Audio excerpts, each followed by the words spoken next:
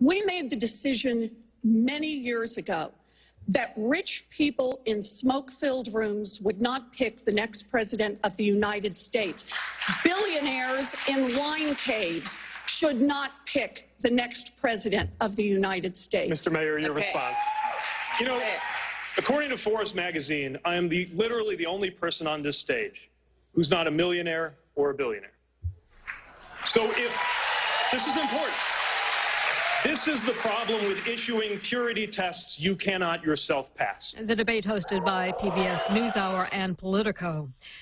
A tweet by President Trump's former press secretary and Fox News contributor Sarah Sanders drawing swift rebuke across Twitter. She was mocking former Vice President Joe Biden's stutter during the debate.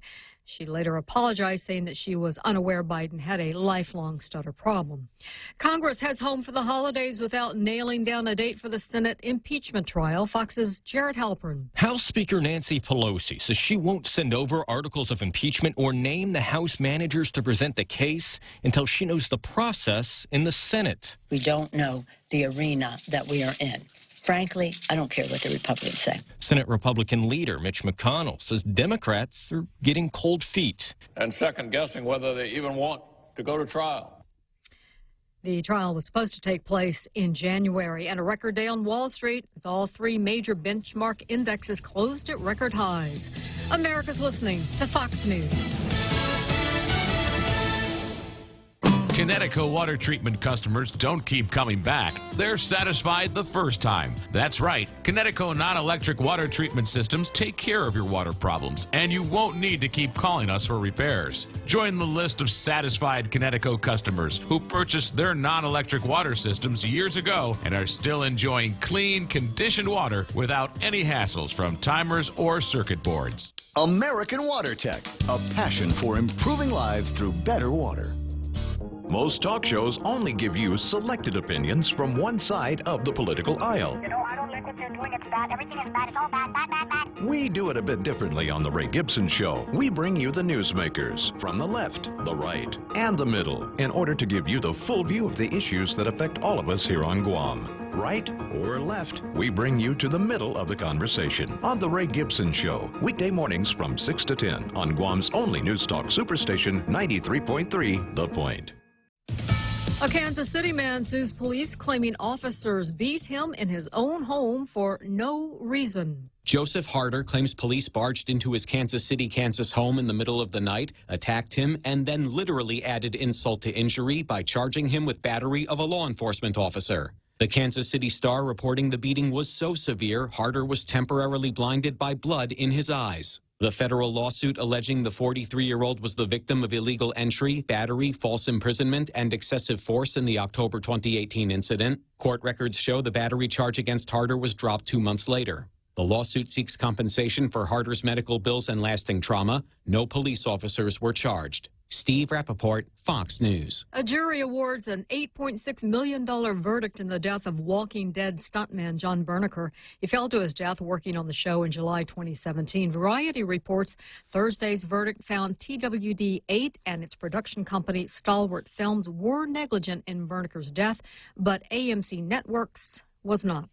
The battle between Disney and Netflix for streaming supremacy rages on. Shares of Disney lower for most of the day, shares of Netflix popping, despite a report published by Cowen that says it conducted a survey that shows that Netflix bled 1.1 million subscribers to Disney Plus in November. Their estimates also suggest another 1.6 million could follow. But the street's taking it on the chin. A lot of analysts still like Netflix, basically saying they knew it would have a tough year, more competition.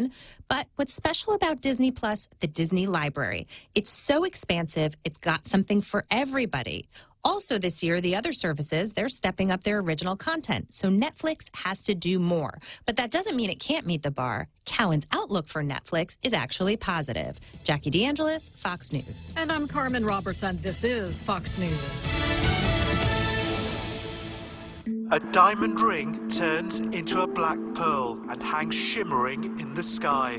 Join 93.3 The Point for a spectacular celestial event. On the evening of December 26th, a rare solar eclipse will take place just before sunset. We see the sun's atmosphere, normally not visible. Most of the sun will be blocked during the eclipse, leaving only a ring of fire visible, and we have the best seats and the safest way to watch it. It's one of the great wonders of the solar system.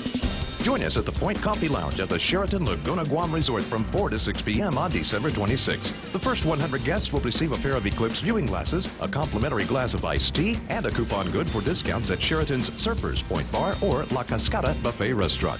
Join us for the Point's 2019 Eclipse Viewing Party, December 26th from 4 to 6 p.m. at the beautiful Sheraton Laguna Guam Resort. Brought to you in part by Sheraton Laguna Guam Resort, Mezcla Chamorro Fusion Bistro, and your sky-watching friends at 93.3 The Point. Tall Tales with Bob Klitzkie is brought to you by Bank Pacific, banking on the Pacific for 65 years. Welcome to Tall Tales with Bob Klitzkie, the only show on talk radio where common sense is a lot more common. Phone lines are now open at 888-TALK. That's 888-8255. And now, The Point proudly brings you Tall Tales with Senator Bob Klitzkie. A well-regulated militia being necessary to the security of a free state, the right of the people to keep and bear arms shall not be infringed. Yeah. I got a little story here from Virginia that I want to read today concerning the Second Amendment and the left. Once the Democrats took control of Virginia's state legislature in November's elections, it was only a matter of time before industrial-strength gun control legislation got passed. The legislature isn't seated until January 6th, but everybody had a good idea what the legislation would entail. A ban on so-called assault weapons, red flag provisions that would allow guns to be taken away without any due process, and universal background checks. A number of counties began declaring themselves, quote, Second Amendment sanctuaries, meaning law enforcement there won't act on any state laws they believed abrogated the Second Amendment. Virginia Democrats, including governor and blackface aficionado Ralph Northam, had threatened pretty dire consequences if the counties didn't fall into line, with one suggesting the National Guard could be called out. This is tough talk. The problem with tough talk is that it won't accomplish a tough task. Fully 79% of Virginia's counties have become, with all due rapidity, Second Amendment sanctuaries. Out of Virginia's 95 counties, 75 have voted to become Second Amendment sanctuaries. A whopping 79%. Another 18 legally independent cities have also adopted the designation. On Thursday alone, 8 locales joined the Sanctuary Club. Last Tuesday, Northam threatened Second Amendment sanctuaries with potential consequences if they didn't enforce whatever laws get passed when the legislature convenes. There's not going to be retaliation. That's not what I'm about. I'm making Virginia safer, Northam said. Unless you happen to be a newborn baby, then Virginia is not a very safe place, because Northam said, you know, abortion can occur after a live birth. You remember that? The same guy.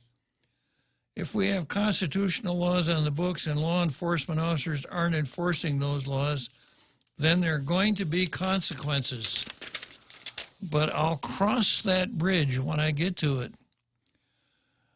So no consequences, but consequences. Gotcha. Northam has also gone with a carrot and stick approach, promising, I hate this word, I've got to read it because it's in the text, a grandfather clause to ban firearms as a carrot. This is just the tip of the iceberg of what they ultimately want, which is complete gun confiscation across the whole United States. These United States were founded with firearms. All other rights we have are only guaranteed because of the right. That's what Gary Gray said. Meanwhile, Gary Gray's 18-year-old daughter, Caitlin, who was wearing a, quote, shall not be infringed sticker, said it's scary that this is happening. I don't think anyone should have the right to infringe on our Constitution, she said. We shouldn't even have to discuss I hate this phrase again, but I got to use it, grandfather clause. I don't think it should even be on the table. Going to the end of this article, if the new Democrat majority in Virginia is going to pass stringent gun control, what it is facing at best, a logistical and public relations nightmare. 20% of the state isn't going to disarm 80% of the state, and it's going to be difficult for a governor terminally poxed by scandals. I like that phrase, terminally poxed. You got to go back to William Shakespeare to really understand the term poxed. If you're really angry at someone, Real Joe Cruz, instead of using your usual profane vocabulary, you could say, and a pox on you. Just remember that. I don't think you ever get angry, though, do you, Real Joe Cruz? No, sir. Yeah. No. No matter how the vociferous the callers become, you never show anger, right? Oh, no, sir. Good for you, Real Joe Cruz. So it's going to be difficult for a governor terminally poxed by scandals involving blackface and abortion to mete out consequences in any serious form. Meanwhile, if this is the delicacy with which Virginia Democrats plan on handling the rest of their agenda, good luck with holding on to that majority. So sometimes, you know, you just got to sit back, and when the Democrats do these crazy things, encourage them. Go for it, guys. Don't listen to these Second Amendment, no infringe folks. Take those guns away and get booted out of office. I'm going to repeat again why I don't like this phrase grandfather clause. What it does, it goes back to the Jim Crow era in the United States. After the 15th Amendment passed and people were allowed to vote, regardless of their previous condition of servitude, the 15th Amendment opened up voting for all of the former slaves. But the Democrats in the solid Democrat South came up with a workaround, and that was a literacy test. So they said, you can't vote if you can't pass a literacy test. Well, on its face, I suppose that makes a little sense. You want intelligent people voting and, you know, be asking that people be able to read and write? Maybe not so bad. But this literacy test then would not have to be administered to anyone whose grandfather had voted in that state. So before 1861, do you think anyone had a grandfather, any African American had a grandfather who had voted before 1861? No. So the grandfather clause was just a Jim Crow era means of keeping people who ought to be able to vote from the polls. So I don't use it. I would prefer something like, if you wanted to protect someone in the face of a new licensing regulation, you would say an incumbents clause to protect incumbents, but not a grandfather clause. So much for the Second Amendment. I see a lot of chatter on Facebook already. So before I go to Jemmy and Cotney, I'm just going to cruise through Facebook and see who's there and what they're saying. Naturally, I've got Rico Blancaflor here, and Rico is as much a word buff as I am, as much of a I think the word is lexicographer. Rico has coined a new word, shampeachment. Very good, Rico. And I got J.G. Timingloke signing on, and Pam Duvall, and Richard V. Leone. Cough, cough. Where's the Rec MJ? I wonder what Rec MJ is. Oh, I know. Recreational marijuana. Rec MJ. Tall Tales is a marijuana-free zone, guys. All right, and Mark Cruz is here, and Rico says, if by some fluke the U.S. Senate decides to find POTUS guilty of the bogus shampeachment charges, even if it's clearly unjustified, does POTUS have any legal recourse? No. The decision of the Senate to impeach would be final, no appeal, no do-over. That would be it. Margaret Bloss, half a day, Honorable Judge Senator Bob Klitzkie. Wishing you and family a very Merry Christmas and a Happy New Year. Well, same to you, Margaret. I think Margaret's calling from somewhere in California. I can't remember. I thought it was Cerritos, but maybe not. And then Mark S. Cruz gives us a satire alert and then says, Trump is removed by the Senate. Pence becomes president. Pence pardons Trump and appoints him vice president. Pence steps down. Trump becomes president.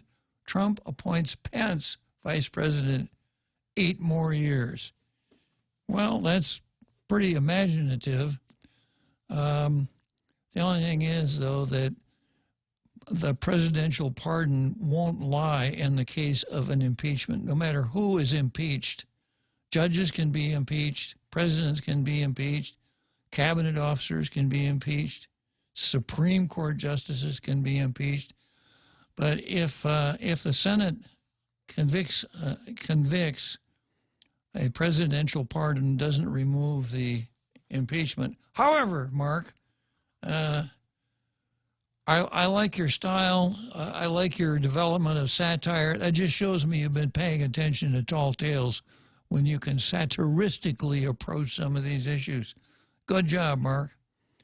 And Richard Leone, Guam needs more drive-by shootings. I don't know about that. Peter Santos says, did you ever watch the hearing last 2 days? No, I didn't watch it, Peter. I read a lot about it. Richard Leone, gee, Tom, the American public getting all garbage to not harbor about Americanism?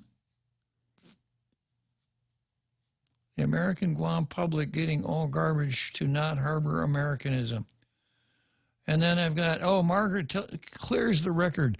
Cypress, California. I'm not going to, Real Joe Cruz, here's your job. Next time I say, here's Margaret Bloss on the line, your job is to say, yeah, Margaret's chiming in from Cypress, California. All right. You got that, Real Joe Cruz? Got it. Yeah. I'm not going to remind you not to forget that, because I'll forget it myself. Okay, so much for the Facebook comments. Let's go from there straight to Zemi Ikotny.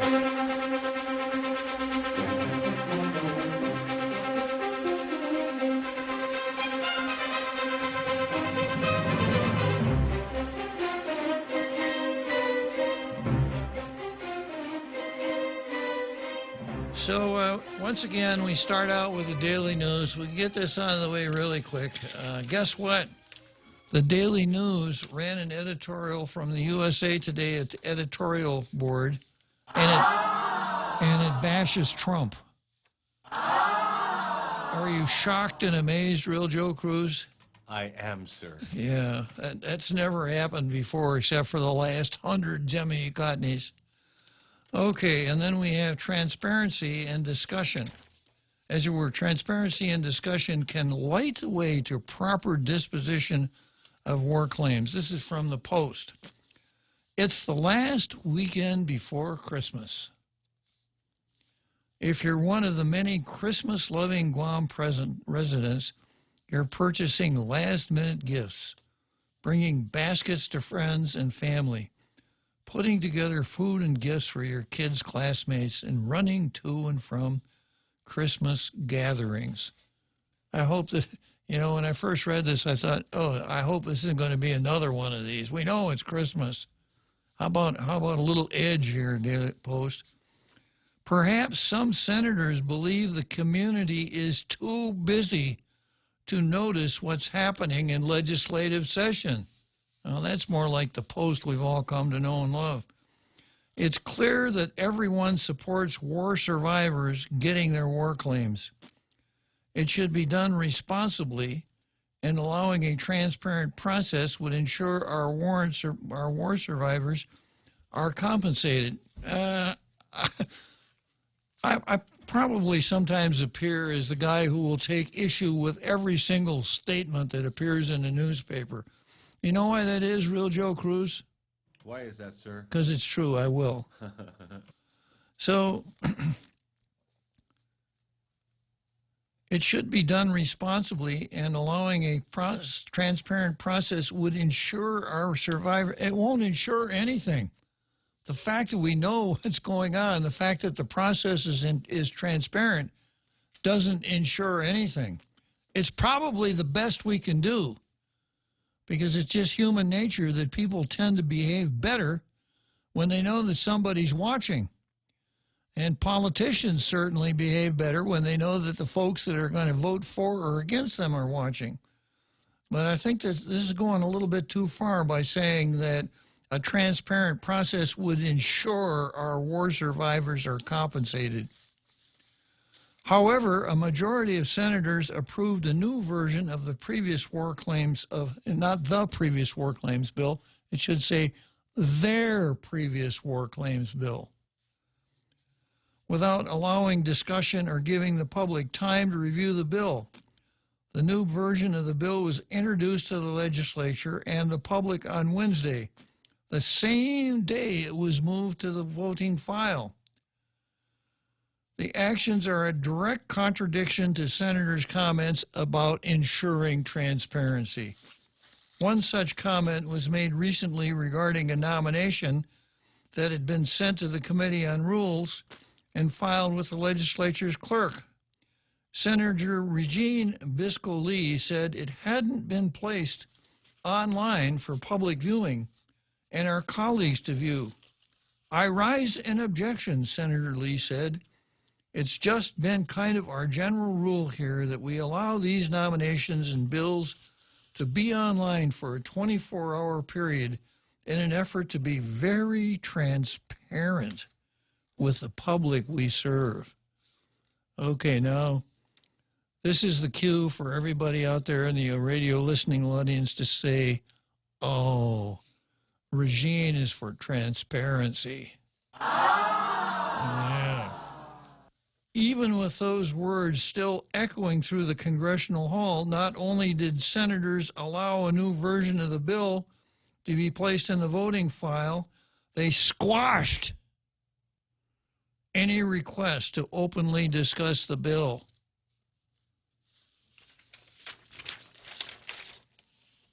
Additionally, when fellow senators raised questions about how the bill would work and how it would be funded, they were shut down. How would they determine who gets paid first? Where would that money come from? We're not talking about a few $100,000 or even a couple million. We're talking about upwards of $10 million. And that's just to start with. This new version acknowledges that there's no cap on how much can be spent. There's no cap, and it's pretty much a blank check, said Senator Therese Terlahi, who, by the way, is a Democrat, who objected on the session floor when her colleagues went to vote to move the measure to the voting file. The bill is completely different The funding source is completely different. My fundamental objection is passing this bill without any discussion.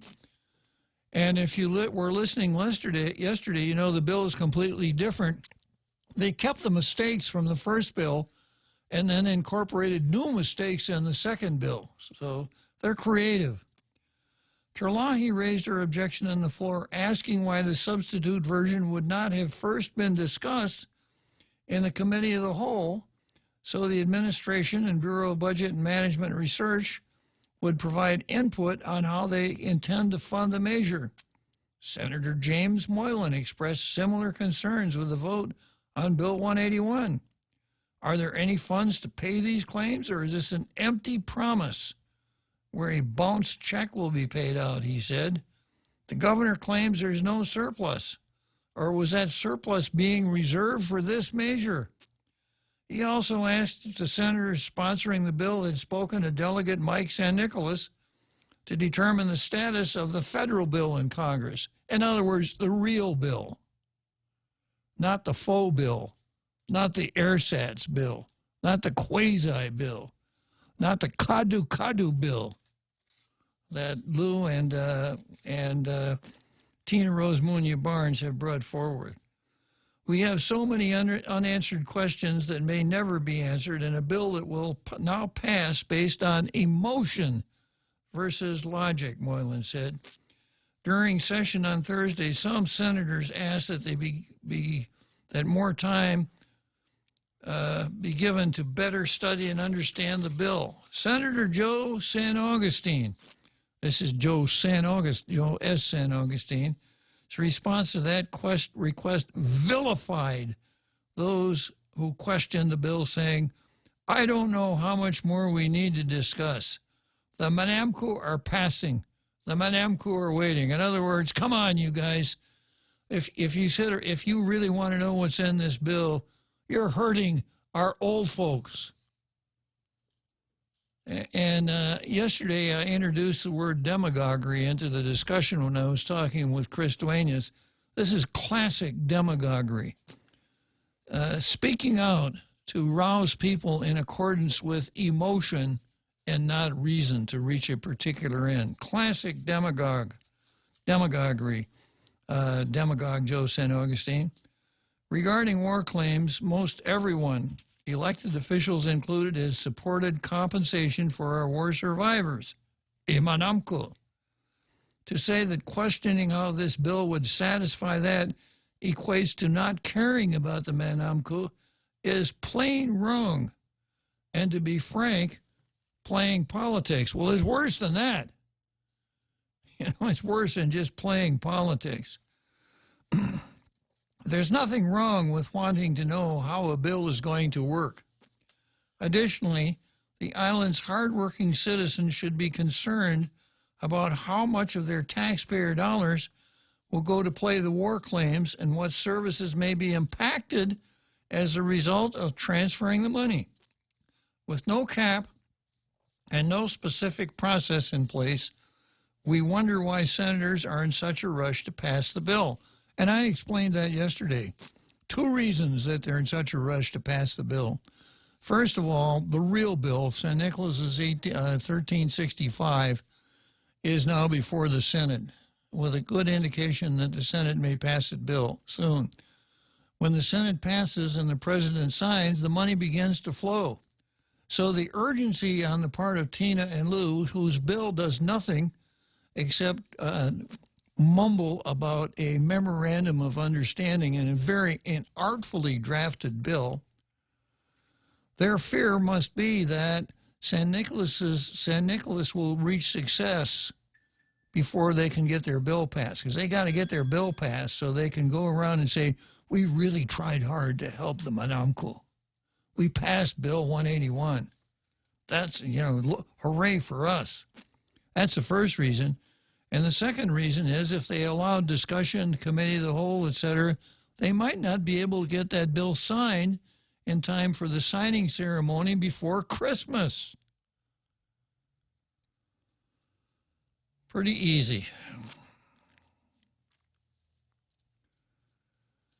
And And the same sentence says, why there's such a rush to pass this bill when a simple discussion to ensure transparency to the public who voted them into office may have taken 1 or 2 days at most. Well, there you go. See, 2 days. That would take it down to Friday.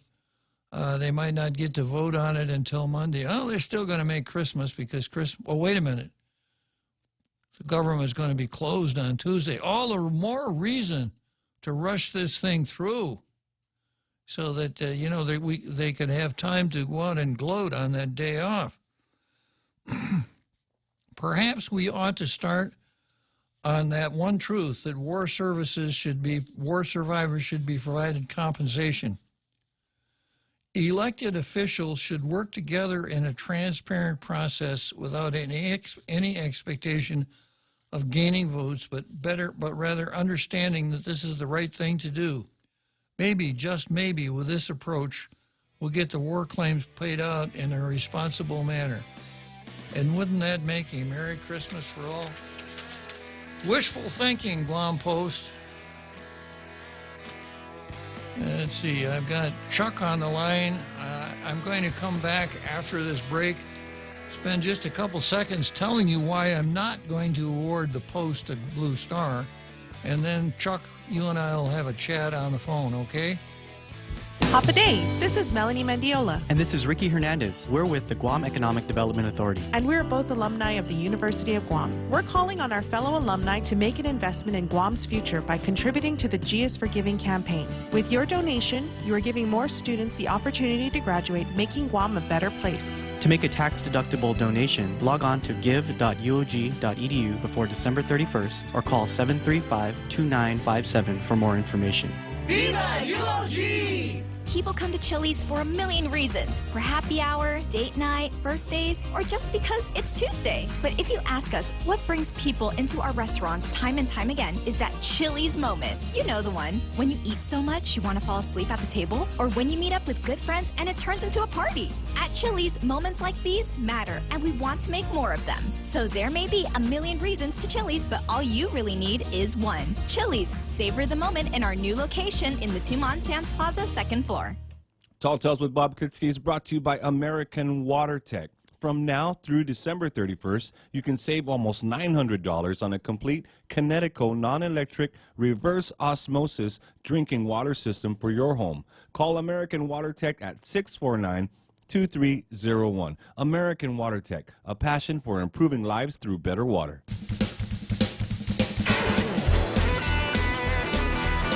And now, back to Tall Tales with Bob Klitzkie, the one radio show politicians don't want you to listen to. Call now, 888-TALK. That's 888-8255. So, back to this editorial in the Post. No blue star for the Post today. When they wind up by saying elected officials should work together in a transparent process, first of all, I have a little bit of a problem with this idea. Well, can't we all just work together? Rodney King, can't we all just get along?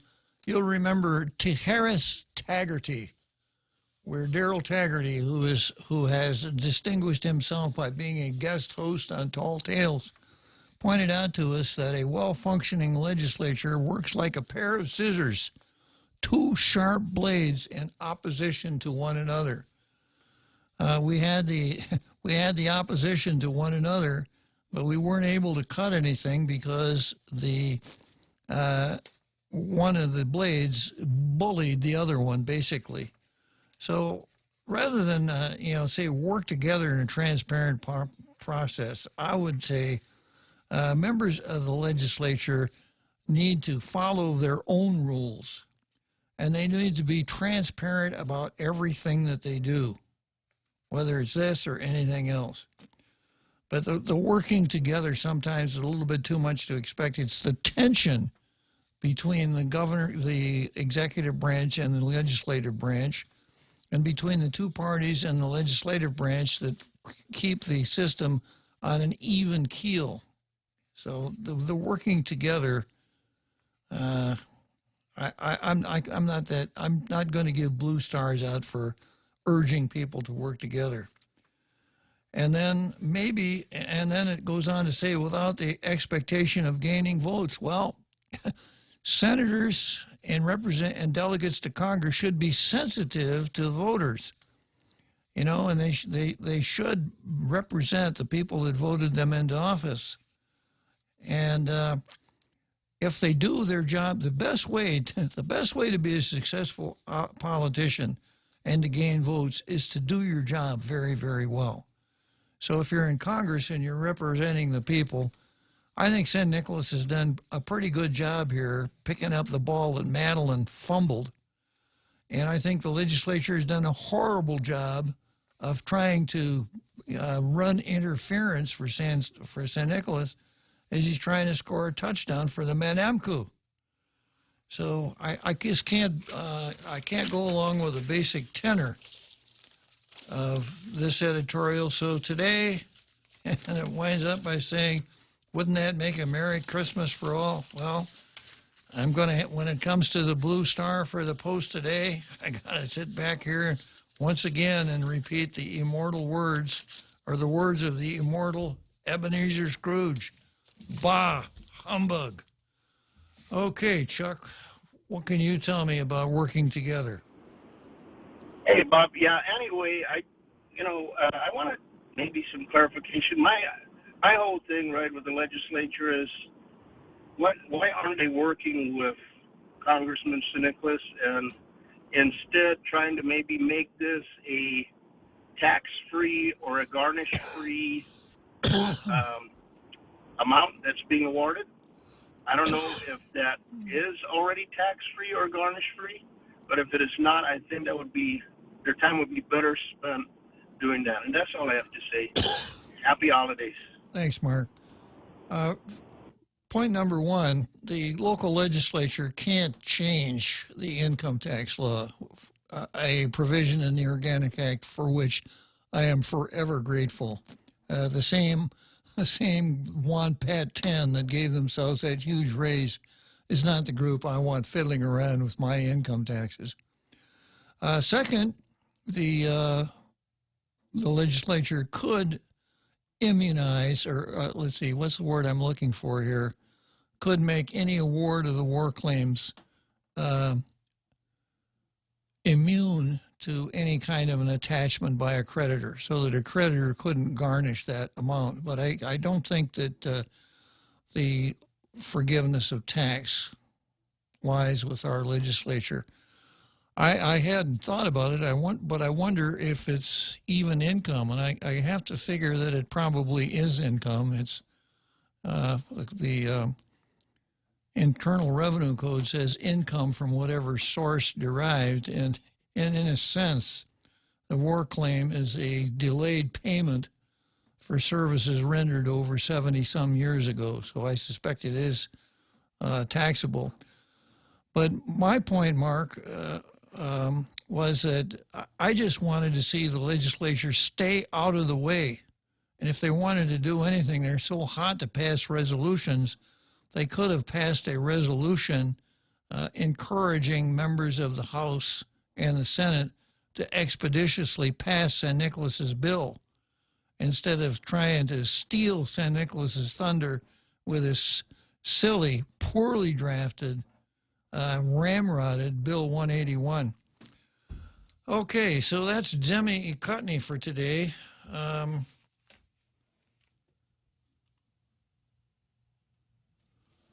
Let's turn now to the card.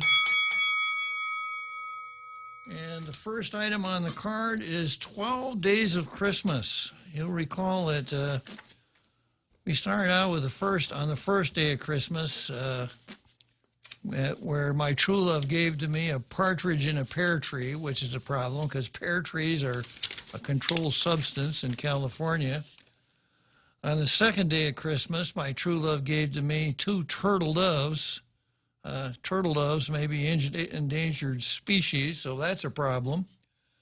On the third day of Christmas, 3 French hens, which would put you in the middle of a fight between California and Missouri about the interstate egg import-export law.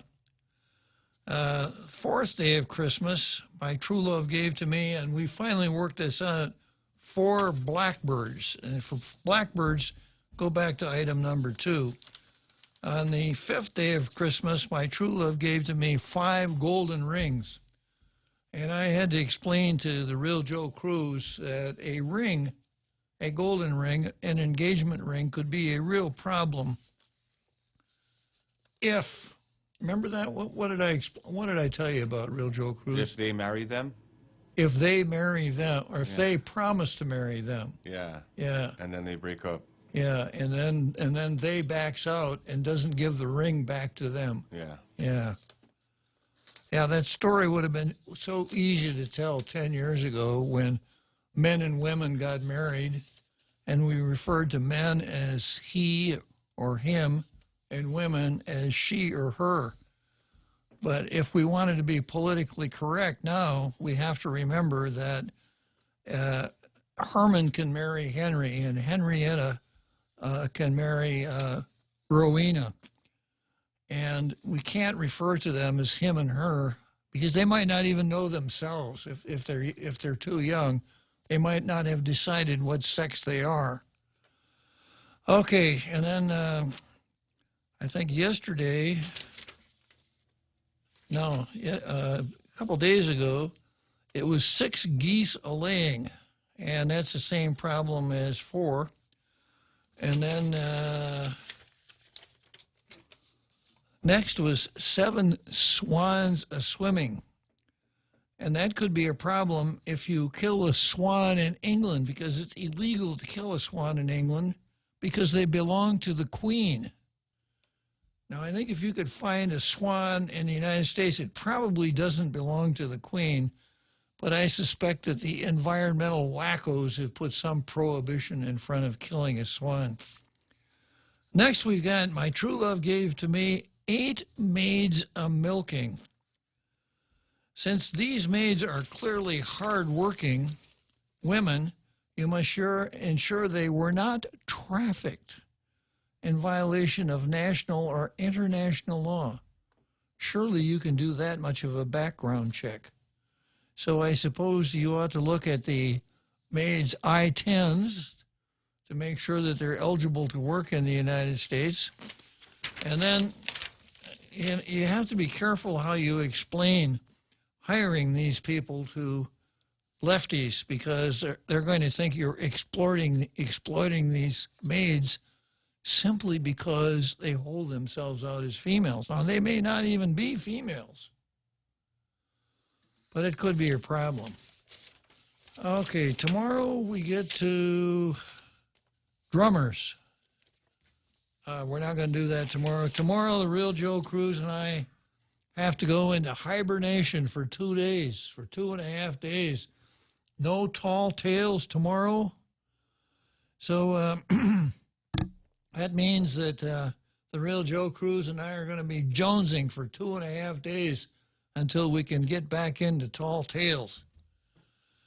Okay, I'm just peeking at a post that popped up here. Educate me, please, regarding war reparations. What is the difference between what the survivors in Guam and the survivors... What the difference in Guam and the survivors of captivity in the Philippines? I'm not quite sure. Is the question, what is the difference between what the war survivors in Guam receive and what the war survivors of captivity? I don't know. You got to work on your question a little bit, Chip. I don't understand the question. If you clarify your question, I'll take a crack at it. Okay, next we have the card, and this is what I got on the card. Leon Guerrero, our esteemed governor, versus our tourist industry. And then next I've got the settler. You remember who the settler is, real Joe Cruz? Rory Respicio. Yeah, the settler versus Connie Joe Brennan Shinohara. And then I've got Nelson versus the people of Jonia. And then Harriet Potter versus facts and biology. And then Tello versus Marsh Finally, the cockfight era versus modernity, subtitled Malum in se versus Malum prohibitum. So as usual, and then I've got some holdovers from older cards, Victor Davis Hansen versus the left, U.S. versus China, the left versus South. I don't know if I'll ever get to these guys, but they'll keep. They're not perishable. If it takes me a while to get to them, they'll still be relevant when I get there. So got to kind of handle the news as it breaks. Starting out with Lou versus our tourist industry. Payday will come 3 days early next week for thousands of Government of Guam employees. They will also get to spend more time with their families and have more time for last-minute Christmas shopping after the governor announced Friday she will declare Christmas Eve a Gov Guam holiday. Isn't that wonderful, Real Joe Cruz? Yes, sir. Oh, hooray for Lou. Hooray. Lou is for the people. She's giving them an extra day off with pay. Wow. Hey, Real Joe Cruz, are we going to have Christmas Eve off? I don't know, sir. What do you think? I think we may have to come in, sir. Yeah, I think we're going to work on the Christmas Eve, yeah. But we'll do it with a smile on our face because we love our jobs. Yes, sir, we will. And if we can make people's Christmas a little bit merrier by doing our job on Christmas Eve, you can count on us, Real Joe Cruz, right? Yes, sir. Yeah. So Lou, big-hearted Lou, is going to give the entire government a day off before Christmas. Now, a few years ago, the Director of Administration calculated the cost of giving one of these surprise holidays, $811,000. So that's real generosity. Lou is in effect giving government employees an $800,000 gift. And it just goes to show you how generous she is, because she only spent $450,000 of her own money on getting elected. So she is more generous now than when she ran for office. And she's going to let them have more time to spend with their families. Oh, this is so wonderful. And then she goes on to say, we know how hard you have worked this year, not just for yourselves, but for your families as well. Now, all you bachelors out there, all you single guys, tough. All right, I imagine Kellis is calling to tell me about, Kellis is probably calling to tell me how happy he is that the governor has given everybody Christmas Eve off. Right, Kellis? Maybe not. Maybe but not. My question that I was having, because I just thought of it, I remembered last time, not only is, so all these people are getting an additional day off, so it's not a paid, it's a holiday. I mean, it's a paid holiday, but it's not a recognized Gov Guam holiday, correct? Right. So, and I remembered last time, so everyone that has to work, the firefighters, etc., they got time and a half. Yeah. Why? Yes. I think that's Why right. do they get holiday pay for a day off that is not a holiday?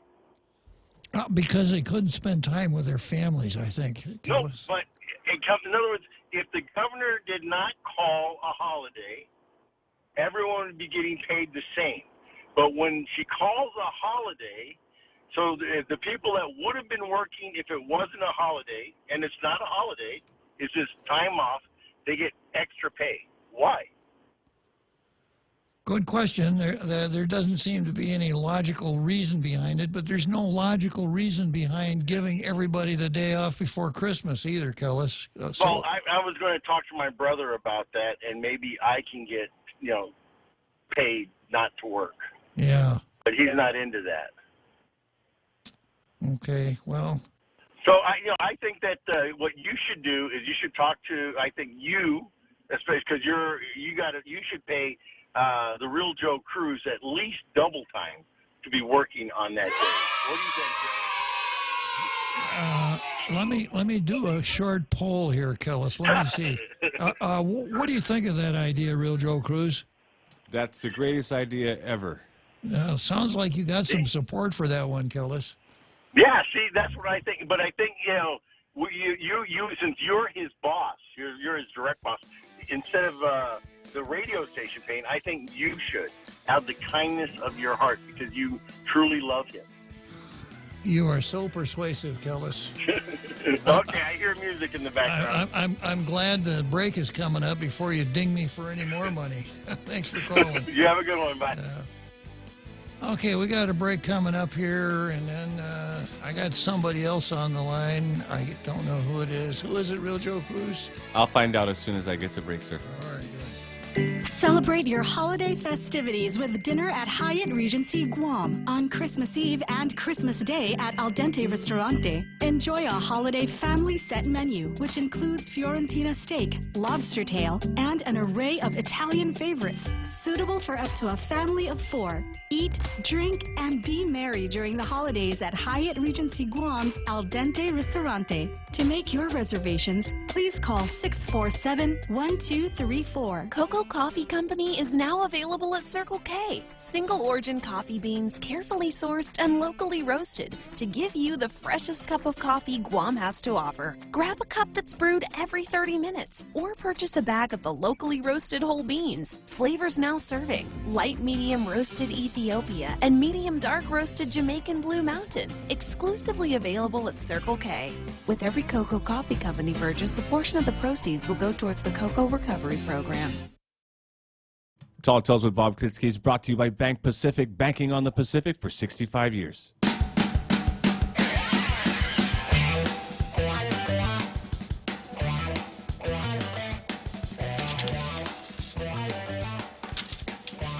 Yeah, so Lou spreads it around pretty thick. Here's a message that she and Lieutenant Governor Josh Tenorio sent out in letters to government employees this morning. We know how hard you have worked this year, not just for yourselves, but for your families as well. Now, what kind of a statement is that? Real Joe Cruz, when you come in here, I know you work hard. It's not easy sitting back there pushing all those buttons and being the straight man for my outrageous jokes. And you're not just doing that for yourself. You're doing it for your family, too, right? Yes, I am. And for myself. And for yourself. Yeah. I just love being here. Can you separate could you come in and just work hard for your family and not for yourself? I could. It's possible. How would you do that? I don't know. Yeah. So, it's just really, really sickening, not just for yourself, but for your families as well. People work because when they work, they're rewarded. They earn money. And with the money they earn, they're able to take care of obligations, of course, for themselves and for their families. That's why they work. You don't need to add that in, Lou. We know that. Unless a person is an orphan, bachelor, he's going to have a family that is going to benefit from the work that he does and the money that he makes. It gets worse. She said her office wanted to show GovGuam employees that their hard work is appreciated. Together, we're working to build a safer and more prosperous community. I'm sure glad to know that we're building a safer community. Do you feel safer now, real Joe Cruz, now that Lou's the governor than you did before? I do, sir. You do?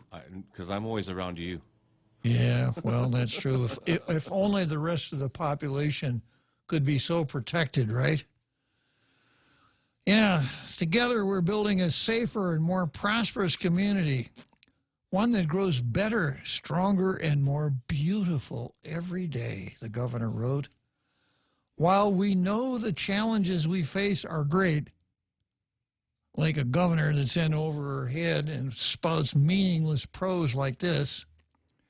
Nothing is greater than the strength, resilience, and spirit of the people of Guam.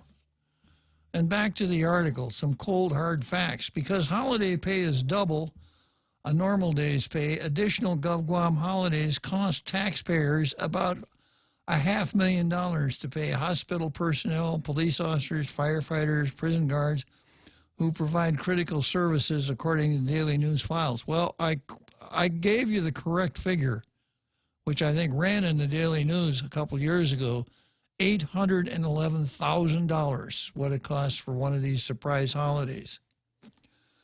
The bonus holidays also mean one less day residents can do business with the government.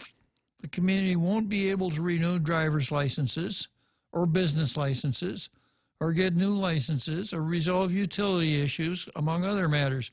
So in addition to the direct cost for having to pay holiday pay, and as Kellis mentioned, paying people who work holiday pay on a day that isn't even a regularly scheduled holiday, there is just the cost of not doing business.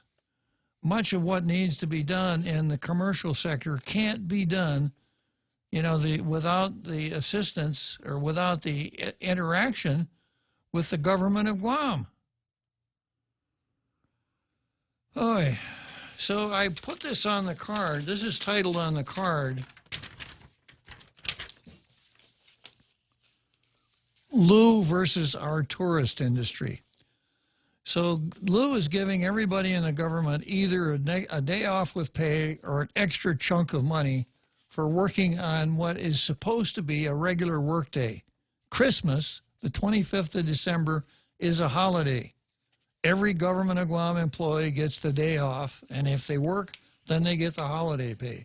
That's not good enough for Lou. Now, how about the folks that pay the bills? No, the government doesn't take in any money at all.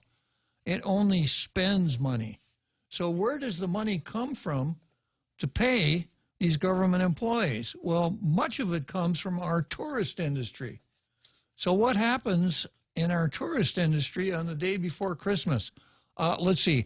Because Lou gave the government of Guam employees Christmas Eve off, all of the hotels will close down midnight the night before and send all of their guests out in the street, right?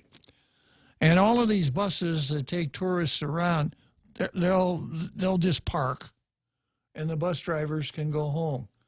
And all of the people that work in the restaurants and do all of the other things that are necessary in our tourist industry, they're going to say, oh, hooray for Lulian Guerrero. She gave everybody a day off. Not.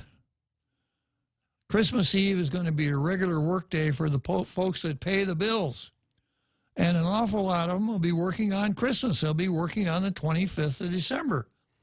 Because the hotels have to stay open. The buses still run. Everything in the tourist industry is a 24/7 operation. Those folks don't get, many of them aren't even going to get Christmas off. They don't get extra surprise holidays with pay. So imagine you're one of these folks down there working down in San Vittori's Boulevard. Let's say you're a dishwasher at one of the hotels, and you work really hard, not only for yourself, but for your family, too. Yeah. And you're working really hard, and you hear this garbage. Somebody reads this garbage to you, that the government employees work so hard, and they're working to build a safer and prosperous. It's like if you had a cut on your arm, and somebody says, let me see that. I've got some salt. I'm going to rub salt into your wound. So these poor guys are down there working their tails off. Government employees have the day off, and Lou has to issue this insulting prose, which obviously ignores the fact that it's the private sector that pays the bills. Okay, well, let's break for that big halftime show that we've all been looking forward to.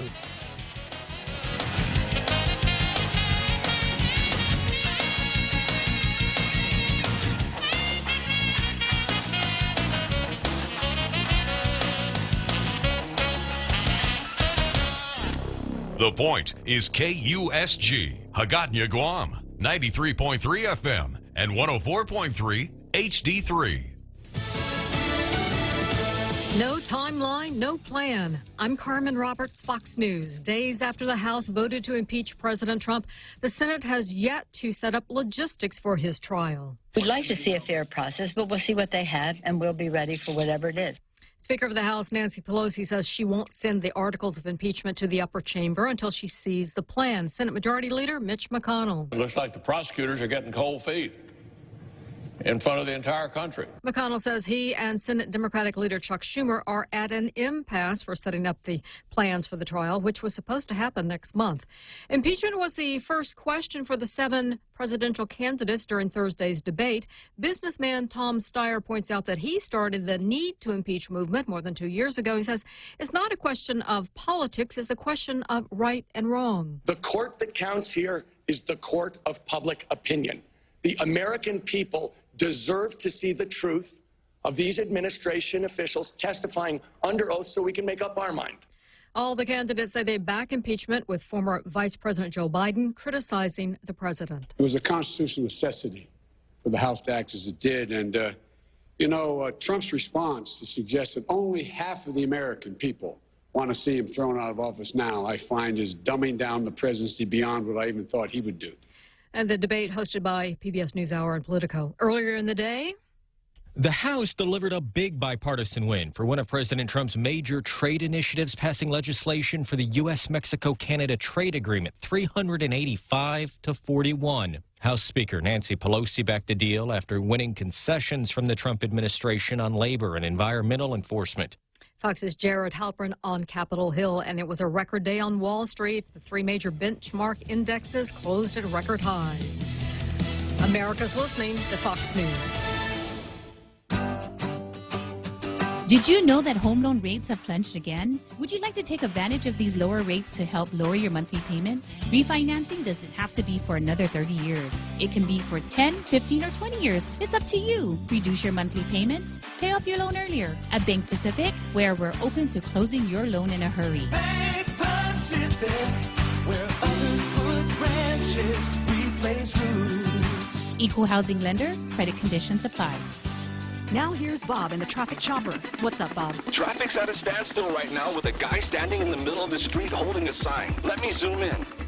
The sign says, "Free the fence." Free the fence? And what does that mean, Bob? Not sure, but the guy's out there smiling and waving in short shorts with a weird-looking little hat. He's got a sign in one hand and what looks like, is it? What? It is. It's a bottle of beer in the other. Oh, no. That's Ray. Free the fences in your mind with The Ray Gibson Show. Weekday mornings from 6 to 10 on 93.3 The Point. China's President Xi is issuing a warning over Hong Kong's pro-democracy movement. He says that China will never allow foreign forces to interfere with Hong Kong or Macau. Those remarks coming Friday morning as Xi swore in a new pro-Beijing government for the gambling hub of Macau.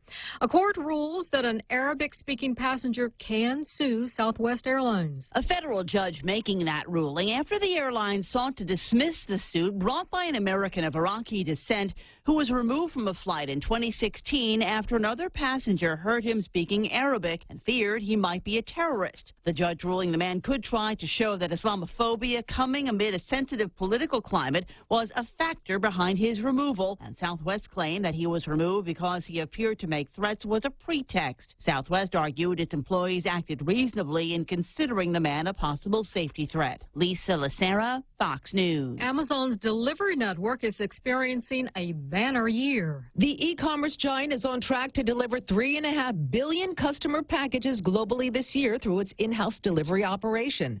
Amazon, with its ever-expanding fleet of delivery planes, trucks, and vans, is viewed as a potential long-term threat to FedEx and United Parcel Service. Fox's Hillary Barsky. Morgan Stanley predicts within a couple of years, Amazon's delivery service will outpace all other major systems.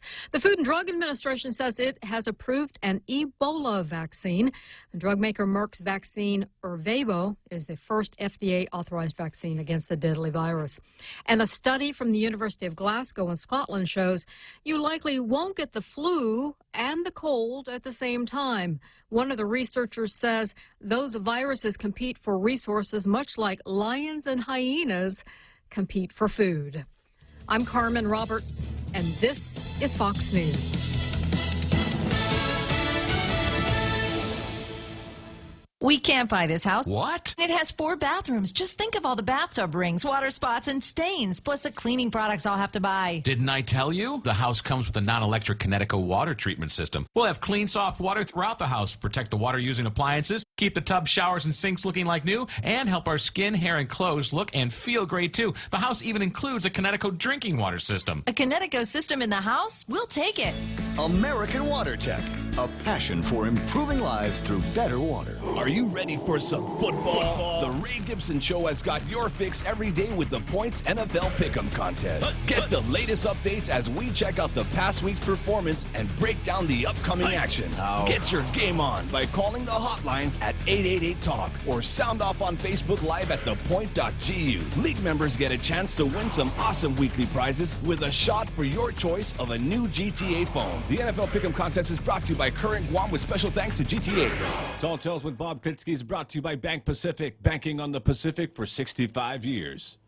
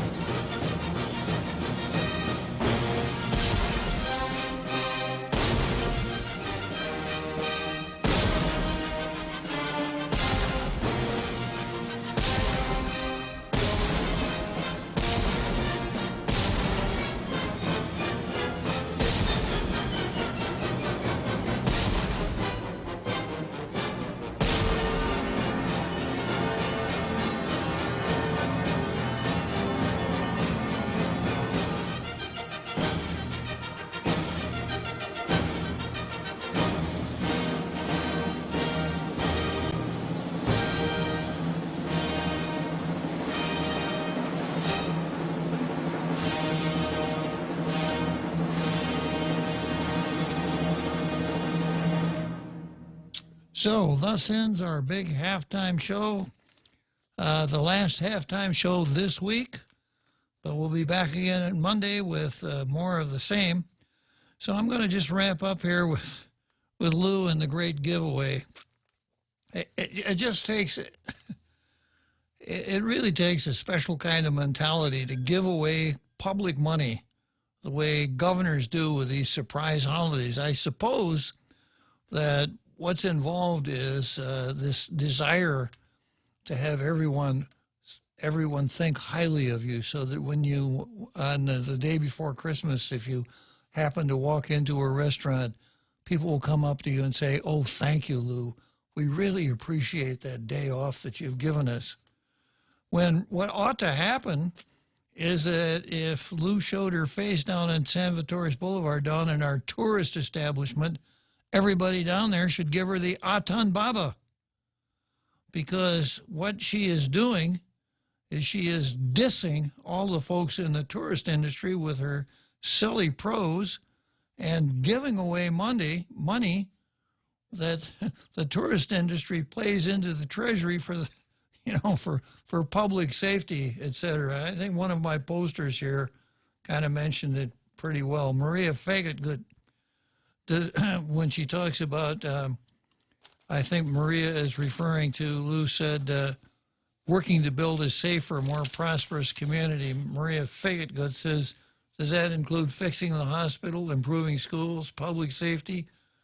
Last I heard, there were only 2 advanced life support units to service the whole island. Oh, wait, FESPAC is a priority, and that's where we are. FESPAC. Surprise holidays that cost us $800,000. FESPAC, where we spent $375,000 to send people to Hawaii to do the dances that Frank Rabone invented 30 years ago, and pat ourselves on the back at the time we're doing it, saying, well, we're doing a lot for the culture. Okay, Lou, I'm not going to wish you a Merry Christmas, Lou, because in effect, what you did is exactly against the spirit of Christmas. You've, in effect, created a class system here where those who do the hard work are treated and pay the bills are treated shabbily, and those who the benefactors are given special treatment. Not a good thing. All right. Chris Chip clarified his question, so let me go back and take a crack at it. Chris chips in and says, regarding payments to survivors, did those who were held captive by the Japanese during the occupation of the Philippines receive compensation? Now, when he says held captive, I only know of two classes of people that were held captive during the Japanese occupation. One class of people were prisoners of war, American prisoners of war. Now, as you know from American history, that was pretty grim. The Bataan Death March, camps like Camp O'Donnell and some of the other camps where literally thousands of people died. And then the other people that were held captive were citizens of foreign countries who were enemy aliens. So like American civilians in Manila at the time the war broke out were rounded up and interned, meaning they were held in effect as prisoners. Their liberty was restricted pending the end of the war. I don't know of anybody else that was held captive during the Philippines. As far as Guam is concerned, I don't think we had anyone here that was interned. Obviously, well, yeah, I do. There were American citizens that were interned and shipped off, some to Japan, some to Manchuria. Chester Butler, Scamby's grandfather, there were a list of people that were interned. And then, of course, prisoners of war. Now, I don't know that the United States had any compensation program for those American citizens that were interned by the Japanese. I suppose there's an answer to somewhere that I could go look up. I got a feeling that's not the question you're asking, Chip. I have a feeling the question that you're asking is, why is it that people who lived on Guam during the Japanese occupation, not that they were held captive, but lived on Guam during the Japanese occupation and suffered some form of maltreatment, are entitled to compensation when all of the folks in the Philippines went through a similar thing and aren't entitled to compensation. The explanation that I would have to give you is this, that when the United States entered into a peace treaty with Japan in 1953, the United States forgave Japan all its war crimes. And because the United States forgave Japan all its war crimes, the theory is that the United States assumed those claims itself. Lawyers would use the word subrogation. Now, when you deal with things like that, the test is, would a person be able to file suit in a court with competent jurisdiction and be able to recover on a claim like that? Answer is no. So that the payments that we're talking about here are ex gratia payments. They're not paid to compensate for someone for an injury where he has a legal right to that compensation. That's not what we're talking about. It's if it's anything, it's the largesse of the government. And of course, we know that even that doesn't work very well because, in effect, those people on Guam that have claims are being paid with our own money, the Section 30 money that ought to be used for improving schools, hospitals, et cetera, et cetera, et cetera. But because Bandolin's multiple screw-ups, we're paying those claims ourselves. Philippines, of course, is in such a completely different situation that I don't know that if there is any possible comparison between the two. I don't know what the United States did as far as the Philippines was concerned to remedy the harm caused by the Japanese during the occupation. I suspect if you asked anybody, the answer would be, well, yeah, we came in and we built a lot of stuff. We built schools, we built hospitals, etc. Whether the United States actually put any money in anybody's pocket, I don't know. But, of course, that didn't happen here either. So I have a feeling, Chip, that in attempting to answer your question, I only befuddled you. So if you want to keep trying, you may.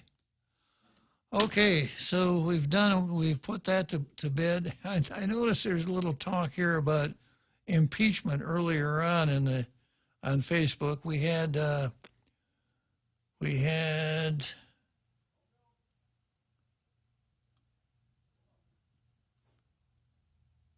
I guess Peter J. Santos started it by saying POTUS will not be removed because there will not be a fair and impartial trial.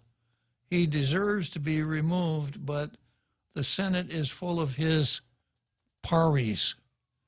Okay, I got a feeling that Trump doesn't see it that way, but using pari in kind of a generic sense, not meaning that they're Trump's compadres, which is what pari means, but Trump's allies.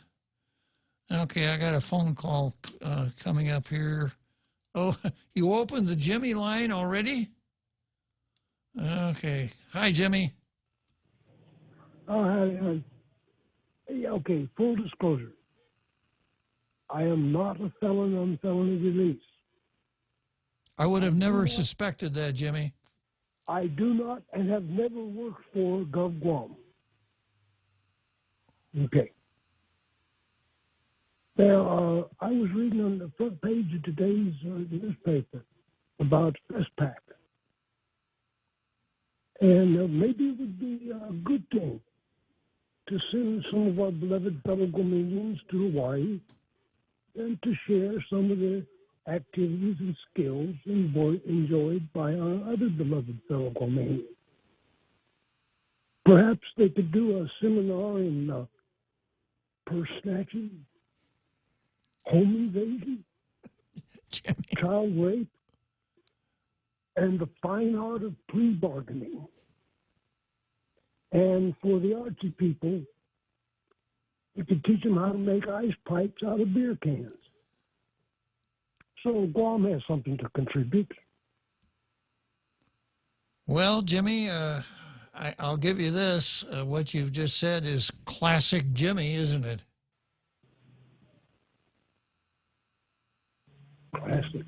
Classic Jimmy. Well, thanks for contributing, Jimmy. We always appreciate your remarks.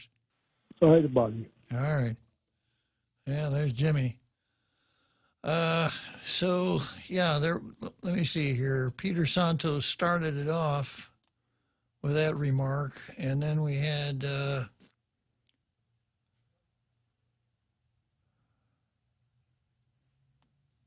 where is it?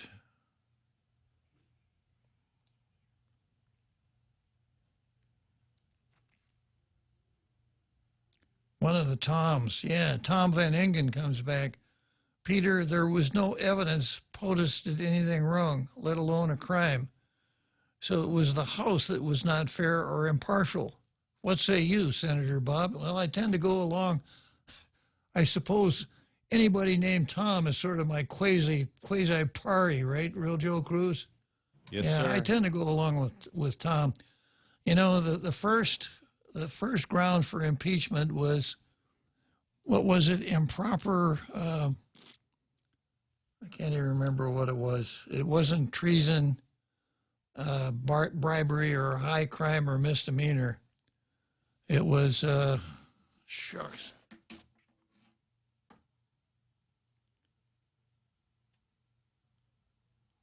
Yeah, abuse of authority. Okay. And the second one was, in effect, contempt of the House. So in the first one, basically what the House is saying, we don't like the way you handled yourself as far as foreign relations with Ukraine are concerned. That's not an impeachable offense. even if the president did a horrible job of foreign policy with Ukraine. It's not an impeachable offense. With respect to the second one, if the House sent subpoenas and the subpoenas weren't answered, you have to understand what the nature of a subpoena is. A subpoena is sort of like a court order. It's an order ordering someone to do something and putting that person on notice that if he doesn't do, if they don't do it, the person who issued the subpoena can haul them into court, and the court may order them to do what the subpoena commands. That's what a subpoena is for.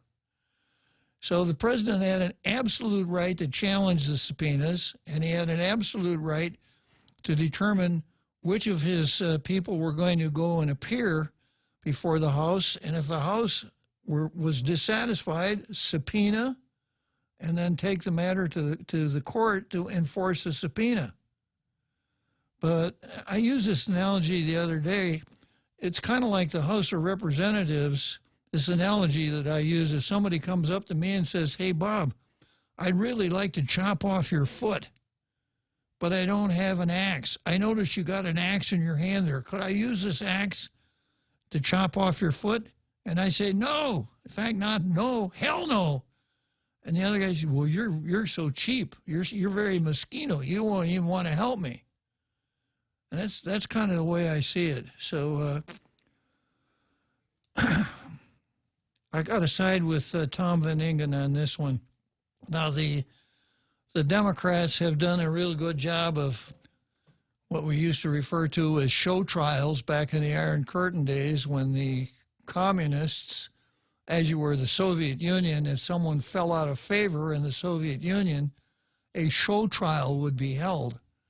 It would be public, and all sorts of things would be heaped on the victim, so that the public would be, by watching it, say, "Well, yeah, it's a good thing we're getting rid of that guy."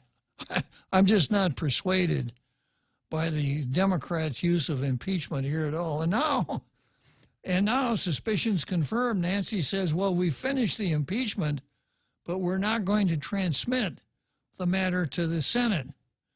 And since we aren't going to send it to the Senate can't hold any kind of a trial, Peter J. Santos, partial or impartial or anything at all, until Nancy sends it over." And Nancy says, "I'm not going to send it over until we can negotiate the proper procedures in the Senate." Well, Nancy, you're the Speaker of the House. You're not the Speaker of the Senate. You were so hot to go on an impeachment, you did it. Send it to the Senate and get it over with. Okay. Let's see. Somebody else just popped up a comment here. Jesse Limtiaco. Okay. Jesse Limtiaco. What did they secure? The U.S. left...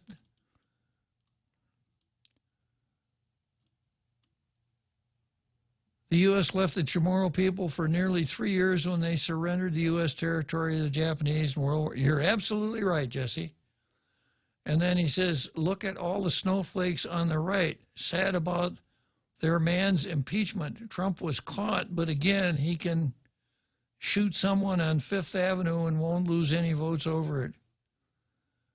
And then he goes on to say, "Trump is apparently a counterpuncher against men who aren't alive anymore." I don't know what that means. Okay, well, Facebook is open to everybody, and if your Facebook post appears to be interesting, even if it's something that I would classify as silly, I might very well read it. So keep posting. Okay, so we finished up Lulian Guerrero. We talked a little bit about impeachment. We talked a little bit about war claims, and now we go to the next item on the calendar, which is titled "The Settler versus Connie Jo Brennan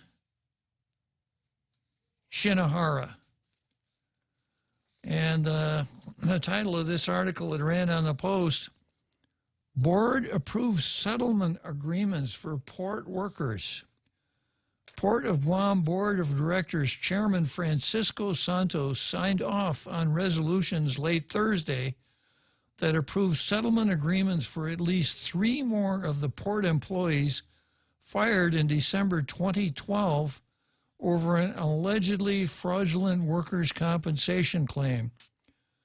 The vote was unanimous after board members spent nearly 2 hours in a closed-door meeting. Well, anytime they have a closed-door meeting, I get suspicious. All discussions and attendees of executive session remain subject to the privilege and confidence of those discussions and are not to be discussed anywhere else, said Port Legal Counsel Joseph McDonald. Well, what would happen if someone in those discussions discussed it somewhere else? My answer is nothing.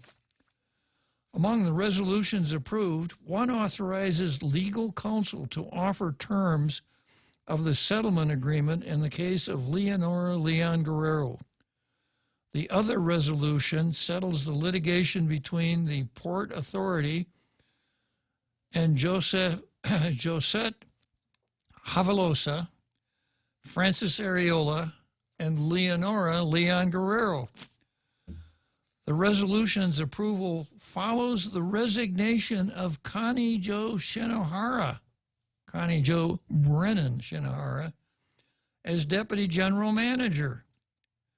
When Rory was appointed Port General Manager at the start of this year, he assigned Shinohara to review the terminations of 13 port employees by the former port management, including Port 7 cases.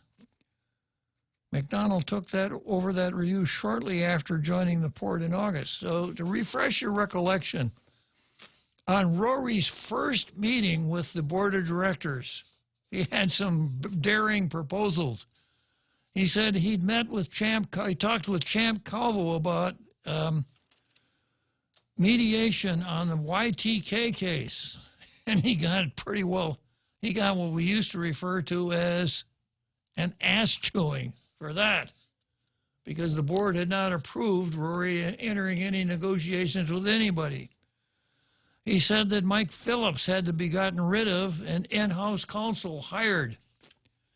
And he said he had appointed Connie Jo Brennan Shinohara to start a task force to examine these adverse actions that were been undertaken by the previous management. This is on his first day.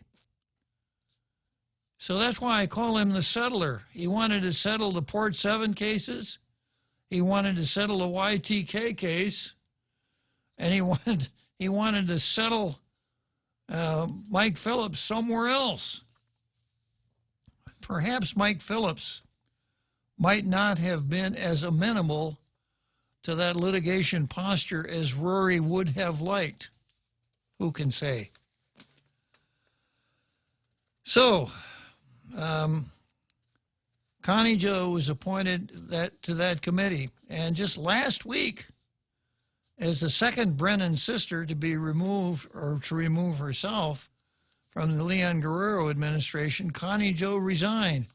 And as luck would have it, the port was able to find a replacement for her immediately. Now, I had this mental image of the board meeting in a room, a boardroom. Connie Jo Shinohara's resignation is presented to the board. Connie Jo says, I've had it, I quit. And a closet door opens, and out jumps, what was his name? Former executive director, Louis Baza, jumps out, and Rory says, and he's going to be our new deputy director, new deputy manager. Just boom, boom, so quickly. One would almost think that Baza was lined up before Connie Jo bailed. So that causes me once again to speculate, why did Connie Jo bail and why was Borja brought in? Well, I think this story here gives us a little bit of a tip. Leon Guerrero was one of several employees informally referred to as the Port 7, caught up in an allegedly fraud workers' compensation claim filed by former port marketing manager Bernadette Stern-Mano around 8 years ago.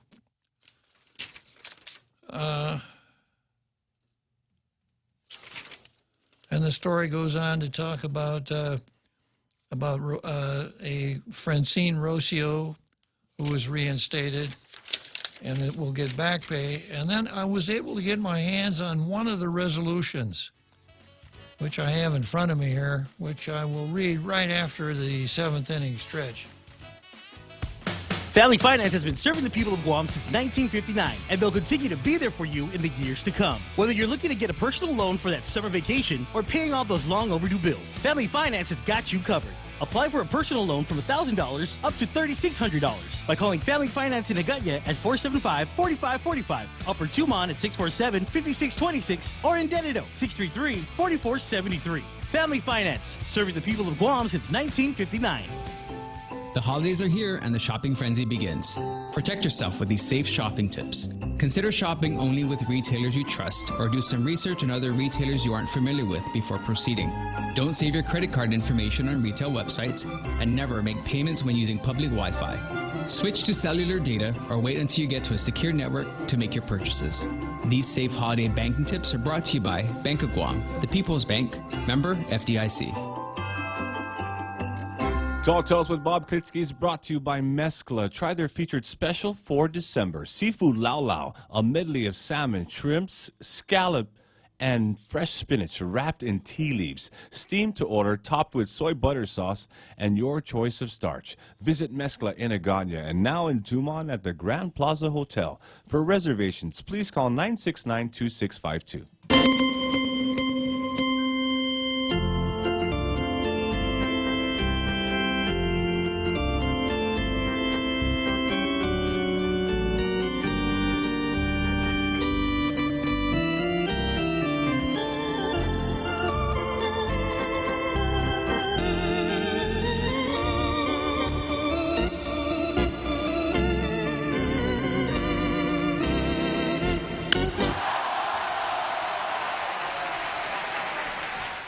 So the seventh inning stretch coming to you from center field bleachers, Wrigley Field, Chicago. Before I go into this resolution at the port, I see something else on Facebook that I need to speak to. Randy Landis joins in with the Jesse Limtiaco conversation, and he says, if you review Guam's history, the Japanese invaded Guam in 1941, and the U.S., parenthesis, being taken by surprise, close parenthesis, surrendered Guam to the Japanese, parenthesis, to save destruction and lives, close parenthesis. Can't blame the U.S. for that. Well, I'll save Jesse the trouble of putting this post up here, and if you examine the history a little more closely, not much of a surprise. Anybody who was paying attention knew what was coming. The United States had pretty good warning that all was not well with the Japanese Empire, to the effect that I believe it was in October of 1941, the United States evacuated all military dependents from Guam. They knew that the chunky stuff was going to hit the fan.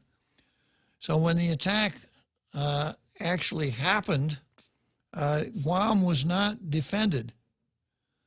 And there's a little historical background there. In 1922, at a Washington Naval Conference, which dealt with the relative armaments, meaning battleships of various powers in the Pacific, the United States agreed that it would not fortify Guam, and the Japanese agreed that they wouldn't fortify their mandated islands, meaning the Marianas, Marshalls, etc. Well, of course, the Japanese did fortify Saipan and Tinian, and the United States didn't fortify Guam until finally, when Japan was walked out of the United Nations in 1947, 1937, the United States thought, well, maybe we should fortify Guam. And some bills were introduced and a lot of foot dragging, and not very much money was ever allocated to the defense of Guam. So as a result, when the Japanese bombed Guam on December 8th and invaded on December 10th, it was only a token defense before the United States surrendered. It's a harder question here. Maybe Guam at that time was indefensible, but it's certainly a sore point for those who were left behind, that the United States saw to it to evacuate all of its military dependents because of the potential danger, and left the local people, just left them behind to fend for themselves, which is exactly what they had to do. So I think you can blame the U.S. for that, Randy Landis. Now, had the United States decided to evacuate the people from Guam, there were probably 20,000 people on the island. That would have been pretty controversial, too. The United States did evacuate people from some of the Aleutian Islands. There were people living on some of the Aleutian Islands, like Attu and Kiska, that the United States evacuated to, could have been Juneau, because they knew that they had the suspicion there'd be hostilities there, and they thought that the civilians would get in the way. So I suppose if the United States were going to do any evacuating before 1941, the logical place would have been the Philippines, which got hit just as hard as Guam. But of course, sitting here with hindsight, we could look back and we could have made much wiser decisions had they only asked us back in those days. Okay, Randy, thanks for the post. Jesse, I thought I'd save you a little trouble there. And I go into this resolution here. This is a Port Authority resolution. Whereas the Port Authority and Ms. Leonora Leon Guerrero are presently engaged in litigation under civil service case 13AA, etc. So is a civil service case litigation? I don't think so. Whereas on October 11, the Board of Trustees took lawful action in executive session that Port Legal Counsel engaged with Ms. Leon Guerrero's attorney and amicably resolved the adverse action appeal through a settlement agreement. Now, I didn't hear about that after the October 11 meeting. Whereas the Board of Directors, after receiving advice from counsel, has agreed to the draft presented confidentially to the board prior to this meeting. Whereas it is the best interest of the Port Authority to accept said settlement and terminate the litigation with Ms. Leon Guerrero, now therefore be it resolved, the Port Authority will accept the settlement agreement as presented to the board and set forth in terms and conditions of the agreement.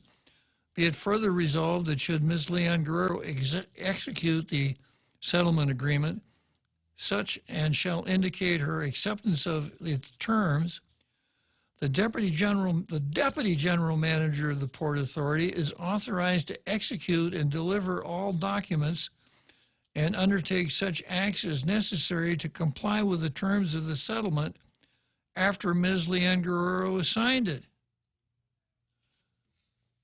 And be it further resolved, the General Manager notify the Civil Service Commission of the settlement and both desires to withdraw the litigation before the commissioners. Well, I don't think that's litigation, but that's not really the important thing. Why is the new, why is it that the new Deputy General Manager, Luis Baza, is got to be the go-between and the signatory on this settlement agreement instead of Rory? Is Rory looking for cover here? Since Rory was so anxious to settle, back in January, one would think that he would be very proud to have his signature on this settlement agreement.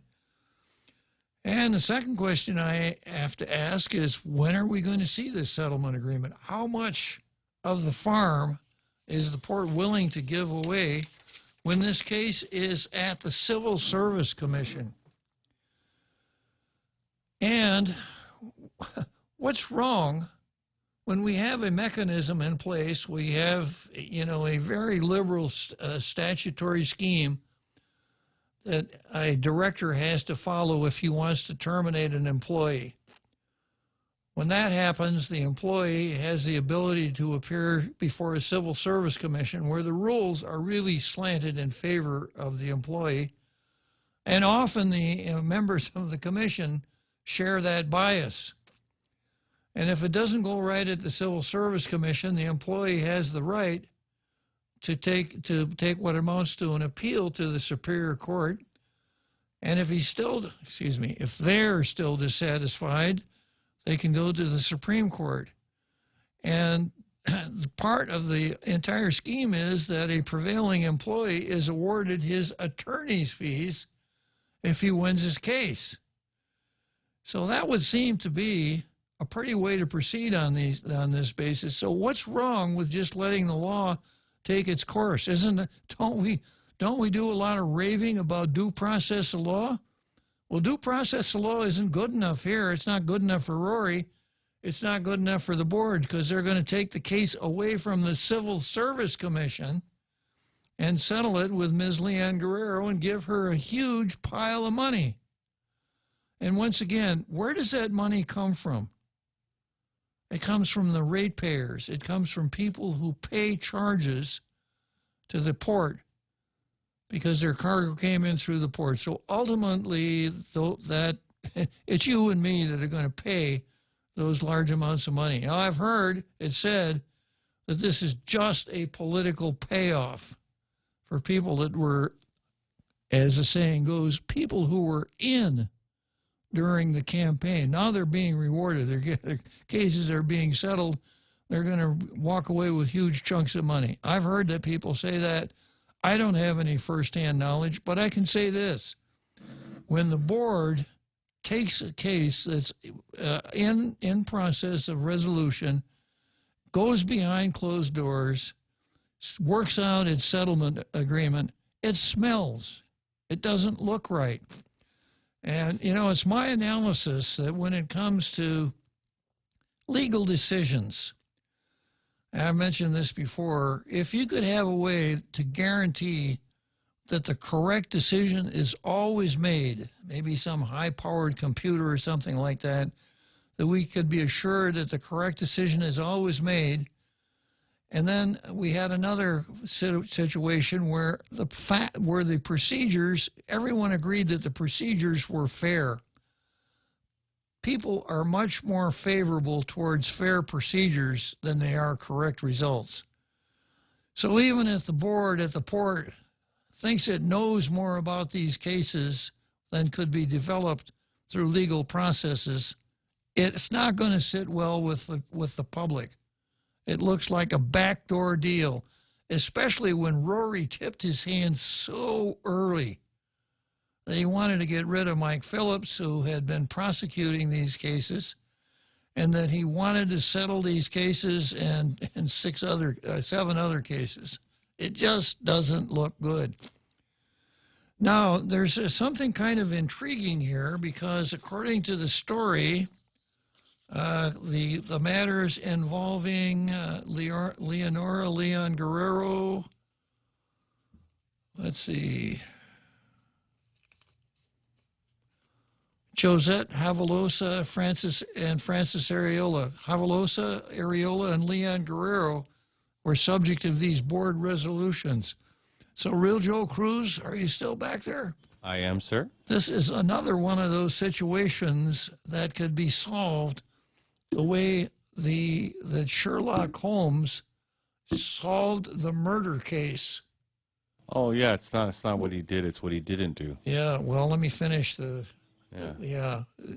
Sherlock Holmes solved a murder case where the victim was guarded by a dog. So how did Sherlock Holmes explain that, Real Joe Cruz? Well, he said that how come the dog didn't bark? Yeah, so the question was, what did the dog do, Sherlock? It's not what he... And Sherlock Holmes said, it's not what the dog did. It's what he didn't do. It's what he didn't do. So it's not what the board did. It's what the board didn't do. So the port dealt with Havalosa, Areola, and Leon Guerrero. And how did this whole kerfuffle start? The whole kerfuffle started this way. Leon Guerrero was one of several employees informally referred to as the Port Seven, caught up in an allegedly fraudulent workers' comp claim filed by former port marketing manager Bernadette Stern-Mano. So what was it that the board didn't do? They didn't entertain the matter of Bernadette Stern-Mano. So what inferences can we draw from that? A bundle of inferences that in their wisdom, in their intense development of wisdom, they determined that the other three were innocent, but that they're not going to give Bernadette Stern-Mano the same pass that they gave the other three? Hard to say. But we're going to be watching this very close. We're going to keep watching Rory really closely, because he seems to have this penchant for jumping in and taking things out of the normal process, like the YTK case. Rory said, we ought to settle that YTK case before the Supreme Court rules because we have more leverage now. Well, it just turned out that Mike Phillips won the YTK case. There's a lot more leverage after you win than before the case is heard. So it's a wonderful thing that the board chastised Rory for going out of his lane and approaching Champ Calvo on that, because the port won the case. And it could very well be that the port would win the cases of these other three.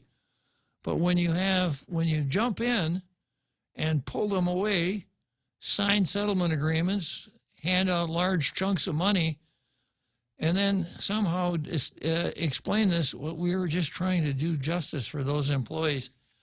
It doesn't sit very well with those of us who are ratepayers and are going to be affected by, I hate to even use the word decision here, because I don't want to dignify what the board did by calling it a decision. And I see you've opened up the Jimmy line again. Hi, Jimmy. Oh, howdy. I'm sorry.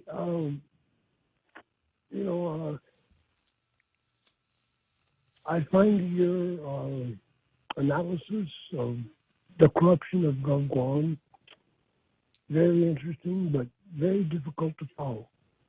And you said earlier about settlers. Uh-huh. Settlers could be colonizers.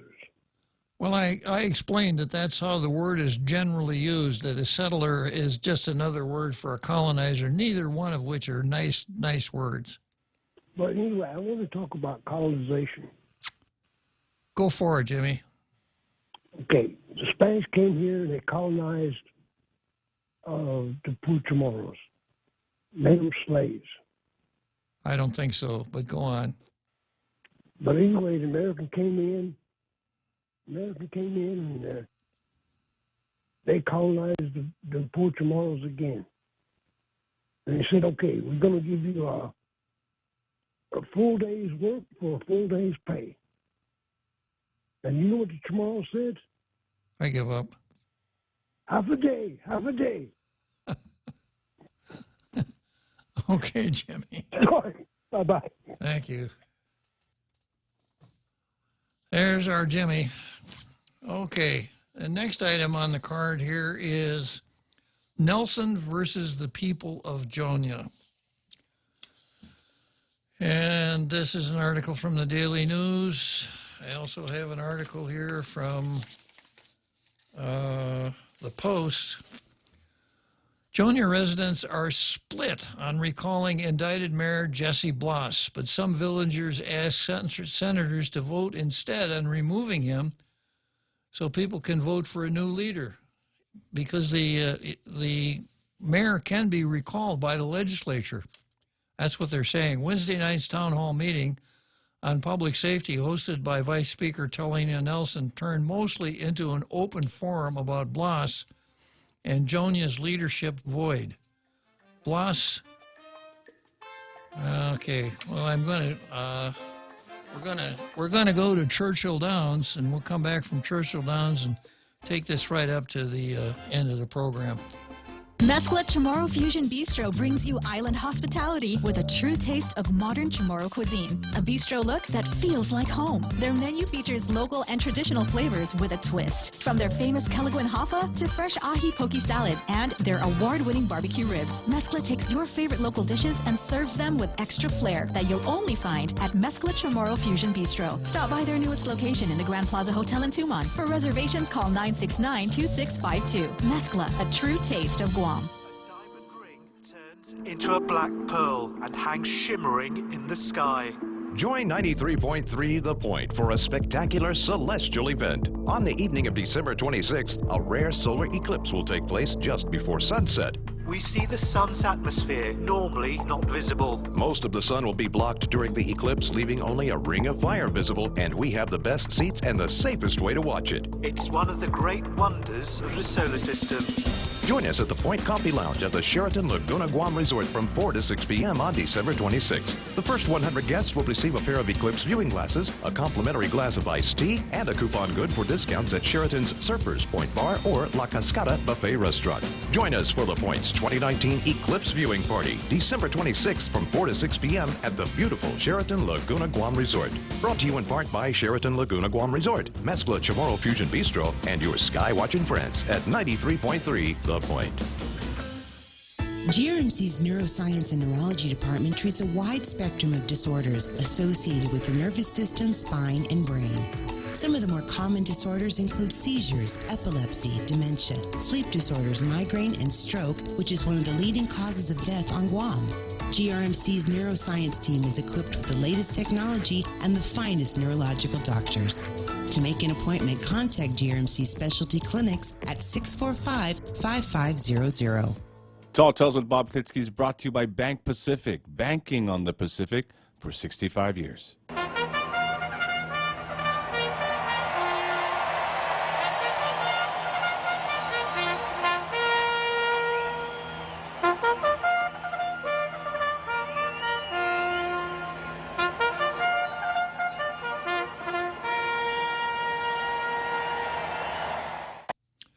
Okay, so that was the call to the post, Churchill Downs, Louisville, Kentucky, and we're in Jonia. We've taken a fast trip to Jonia, and here's some more of this article. Those who support and oppose recalling Bloss, however, agree on the same thing. The ongoing recall petition led by Franklin Hitton won't be able to gather the required 981 signatures before March 8. Charlene Tenorio said it's not true that Jonia is at a loss since the mayor's indictment because residents pulled together and have been helping each other. Well, maybe we don't need any village mayors at all then. In her opinion, in her personal opinion, what other kinds of opinions are there? Do you have any opinions other than your personal opinion, Real Joe Cruz? No, I don't have any impersonal opinions, sir. Yeah. The recall petition will fail because Jonia residents still believe in the mayor and in his innocence. Well, okay, in his innocence. Innocence of what? He hasn't been in office since September. So what he is guilty of is not being in office. Now, if you don't believe that, all you got to do is go down to the office every day and you won't find him there.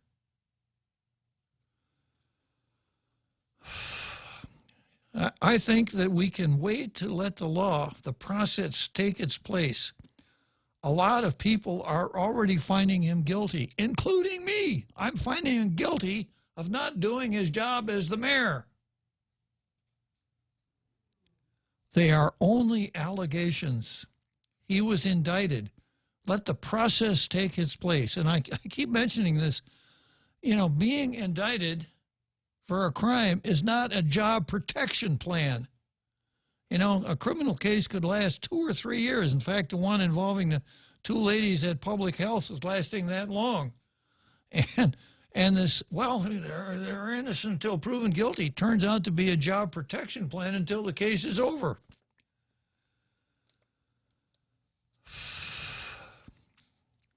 She says, I think we can let the process take its place. A lot of people are already finding him guilty. They are only allegations. He was indicted. Let the process take its place. However, with the recall or 2/3 of the legislature, whichever comes first, that's everyone's right. Yeah.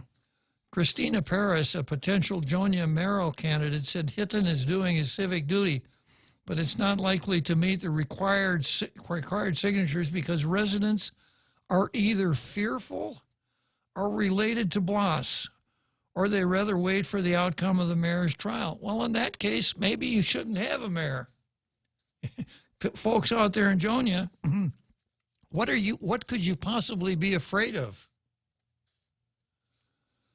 And if you're related to Blas, then are you saying that if it's my relative, even if he's committed serious crimes, he should still stay on? Paris said 15 senators should instead vote to recall Blas.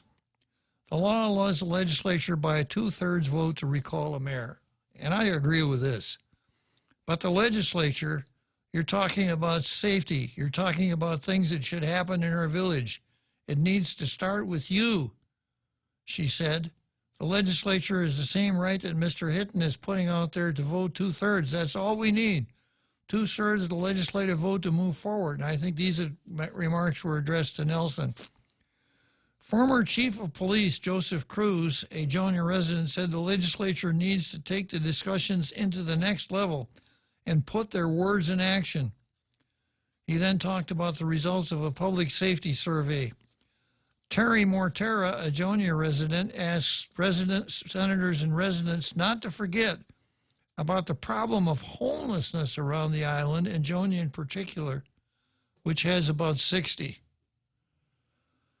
That's really interesting. I don't know what it has to do with the fact that there's no mayor in Jonia. Hitton, who's also interested in running for Jonia mayor, said the recall petition so far has gathered 325 signatures.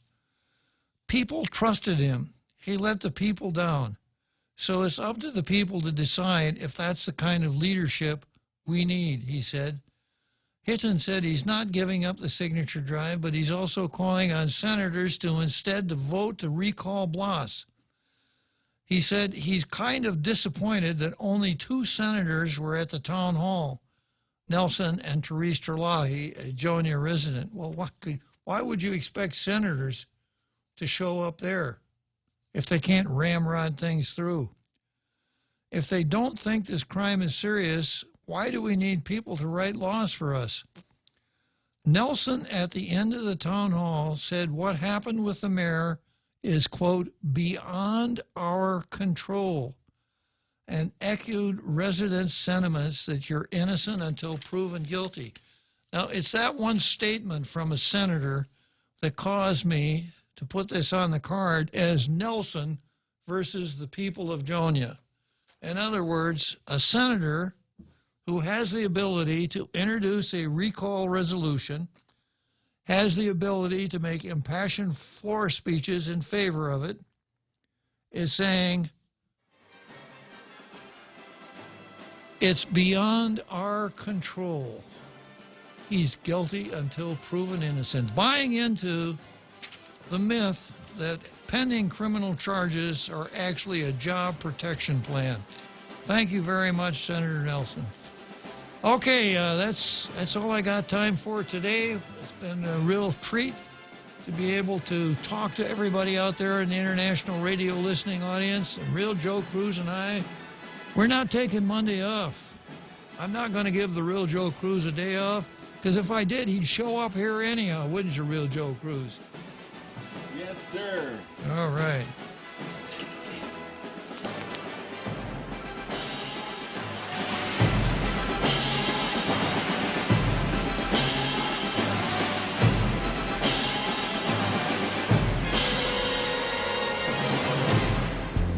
The Point is KUS.